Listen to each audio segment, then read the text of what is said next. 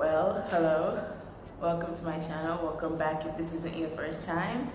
Today will be a first in what I hope will be a series here on my channel called the how-to guides, and we'll be starting with how to deadlift. We're going to go over the different ways you can deadlift, what muscles they work, answering some frequently asked questions. And stay till the end of this video to hear more about the giveaway I'm currently running on my channel. Okay, let's get started. So the deadlift is a compound exercise. That means it works multiple groups of muscles at the same time. So we're gonna go through the different ways to deadlift, and as we go through them, I'll mention which groups of muscle each type works. Okay, so we're gonna start off with a stiff leg / straight leg deadlift. Okay, this way of deadlifting focuses mostly on your back muscles, but it also works your hamstrings and your glutes. Okay, to start off this exercise, you're going to have your feet about hips width apart. As you come down to pick up the bar, your hands should be right next to your hips with an overhand grip. That means you can see your knuckles from the front. Okay, as you go through to come up, your knees should have a slight bend in them if that's more comfortable for you, but not too much. You should try and keep them as straight as possible. Just stand up. Make sure when you get to the top, you squeeze those glute muscles so you can really get a good amount of contraction in them to really make sure they're activated through this exercise. As you come back down, you should find you have a slight arch in your back as you get to the bottom of this exercise. Now with this one, you should ideally be able to take the bar all the way to the floor, but depending on the kind of equipment you're using, you might find that you get to just above the floor before you have to come back up, because you really have to be protective of your back and make sure it doesn't arch too much, or you can expose yourself to getting injured. Now this workout I find is really great to incorporate into days when you're looking to do some back workouts. I tend to kind of start with this particular exercise as it's a compound movement, so it kind of wakes up all those muscles back there before you go into more specific muscles. The second way to perform a deadlift is the Romanian deadlift. Now this is slightly similar to the stiff leg deadlift in the setup, in that you start off with your legs about hips width apart, but your hand placement is different. Okay, so your hands should be about shoulder width apart. Same overhand grip as before. Okay, this is to help protect your bicep muscles as you perform this workout.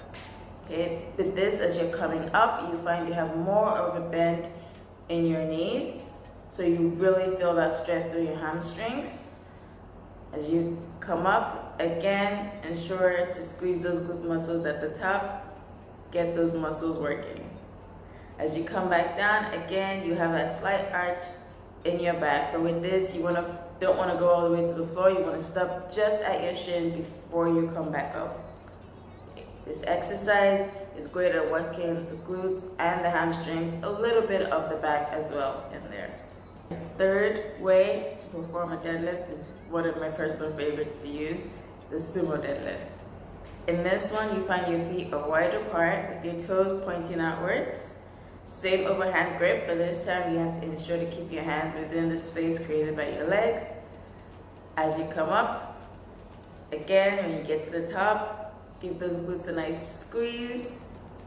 As you come back down, you find you have a slight arch to the back, but not too much. Your back will be a little bit straighter than with the other two.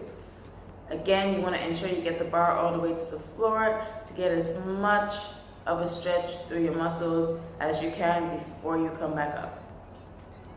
Now this exercise is great for working out the glutes in particular. It's fantastic to add in if you're looking to build up those glute muscles. It's also good for the hamstrings, the back, and the quads and inner thighs. So this to me is one of the ultimate compound exercises. Okay, next we're going to go over some questions, and I will do my best to cover as much as I can and answer them.